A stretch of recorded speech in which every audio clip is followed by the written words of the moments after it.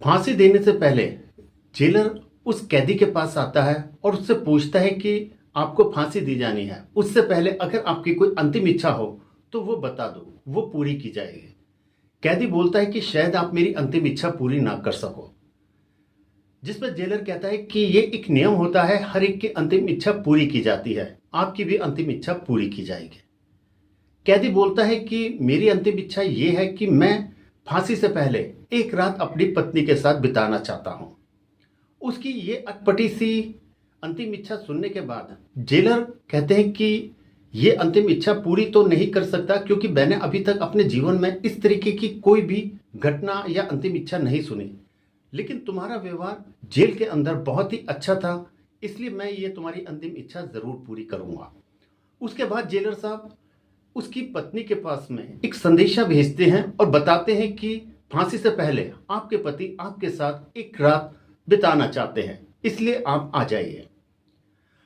नमस्कार दोस्तों, मेरा नाम साहिल है और आप सुन रहे हैं एक दर्द भरी कहानी जो कि अलीगढ़ यूपी की है। ये कहानी एक ऐसी कहानी है जिसे सुनने के बाद आपको बहुत ही ज़्यादा अफसोस होगा कि किसी के साथ कितना अन्याय होता है, लेकिन भगवान न्याय ज़रूर करता है।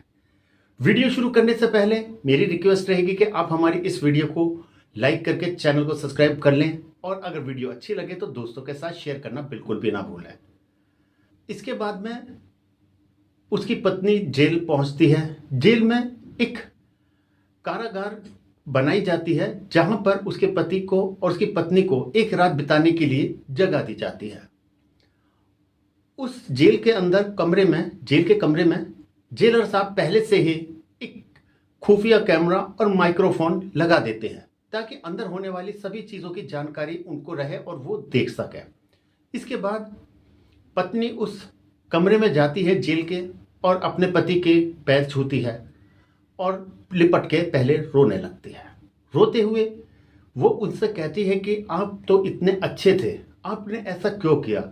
मुझे आप पे विश्वास नहीं हो रहा कि आप ऐसा काम कर सकते हैं, लेकिन मैं आती नहीं, लेकिन आपकी अंतिम इच्छा थी इसलिए मैं आपके पास आई। इसके बाद वो कैदी बोलता है कि जो कुछ अब तुमने देखा और सुना वो सब झूठ है और मुझे इस केस में सिर्फ फंसाया गया है। कानून अंधा होता है, वो सिर्फ सबूतों के आधार पर चलता है, इसलिए मुझे ये फांसी हो रही है। इसके बाद वो पूछती है कि फिर सच्चाई क्या है। इसके बाद वो बताता है कि मैं और अमित दोनों बहुत ही अच्छे दोस्त थे, हम दोनों एक ही ऑफिस के अंदर जॉब करते थे।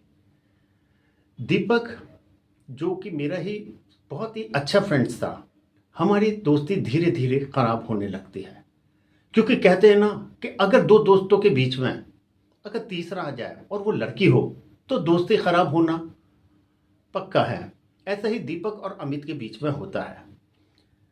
अमित की एक फ्रेंड्स होती है उसी ऑफिस के अंदर जिसका नाम नेहा था, और ये बात दीपक को बिल्कुल पसंद नहीं आती है।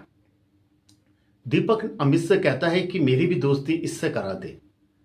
अमित इस चीज़ के लिए मना कर देता है और बोलता है कि मैं इससे कैसे तेरी दोस्ती करा सकता हूँ। इस बात को लेकर दीपक मन ही मन अब उससे अमित से चिढ़ने लगता है। दोनों की दोस्ती जो कल तक एक पक्की दोस्ती मानी जाती थी, अब दोनों में दरार पड़ गई थी। दीपक को यह बात बिल्कुल पसंद नहीं आ रही थी कि कैसे नेहा उससे बात नहीं करती, वहीं दूसरी तरफ अमित भी उसकी दोस्ती नहीं कराता, जबकि दोस्ती में तो सब कुछ कुर्बान कर देते हैं, लेकिन ये मेरे लिए इतना भी नहीं कर पाता। वो मन ही मन सोचता है कि इनको मैं एक दिन सबक जरूर सिखाऊंगा। लड़की जो नेहा थी वो अक्सर अमित के रूम पर आया करते थे। एक बार अमित के वो रूम पर जाती है। उस दिन दीपक को पता होता है कि अमित रूम पर नहीं है, इसलिए वो पीछे से रूम पर पहुंच जाता है। वहां पहुंचने के बाद वो नेहा के साथ ज़बरदस्ती करता है। उसके बाद जब नेहा कहती है कि ये बात मैं सबको बताऊंगी, उसके बाद वो उसे मार देता है और वहाँ से फरार हो जाता है। कुछ देर के बाद अमित वहाँ पर पहुँचता है रूम में, और रूम में देखता है कि नेहा मृत पड़ी हुई है। पुलिस आती है। पुलिस मौका वारदात पे अमित को पाती है और उसको इस जुर्म में गिरफ्तार कर लेती है। पोस्टमार्टम रिपोर्ट आती है जिसके अंदर उसके साथ जबरदस्ती के और गला घोट के मारने की पोस्टमार्टम रिपोर्ट होती है। इसकी डिमांड की जाती है कि इसको फांसी दी जाए। कोर्ट उनको फिर अमित को फांसी दे देता है। फांसी के टाइम पर आने से पहले मेरी अंतिम इच्छा ये थी कि मैं किसी तरीके से ये सारी सच्चाई, फिर वो अपनी पत्नी से कहता है कि मैं ये सारी सच्चाई तुम्हें बताना चाहता था, मेरे साथ सब कुछ ये हुआ। वो नेहा सिर्फ मेरी एक अच्छी दोस्त थी, लोग अक्सर उसे मेरी गर्लफ्रेंड समझते थे। वो मेरा ख्याल रखती थी और कभी कभी खाने के लिए भी मेरे लिए बहुत सी चीज़ें ले आते थे। ये सुनने के बाद बीवी बहुत रोती है उसकी पत्नी अमित के, कहती है मुझे माफ़ कर दो, मैं तुम्हें कितना गलत समझते थे। कहते नहीं कोई बात नहीं, कानून अंधा होता है और ये सिर्फ सबूतों के आधार पर ही चलता है, और मेरे खिलाफ सारे सबूत थे। और फिर वो काफ़ी देर बैठ के बातें करते हैं, रोते हैं, और फिर समय हो जाता है। जेलर साहब आते हैं, उनकी आंखों में भी आंसू थे ये बात सुनने के बाद कि किस तरीके से एक निर्दोष फांसी के फंदे पे चल रहा है। लेकिन जेलर साहब कुछ नहीं कर सकते थे। लेकिन जेलर साहब क्या करते हैं, उस ऑडियो और वीडियो क्लिप को वो वायरल कर देते हैं, और वायरल होने के बाद पुलिस एक्शन में आती है, दोबारा से जांच होती है, और जांच में इस बार असली मुजरिम दीपक पकड़ा जाता है।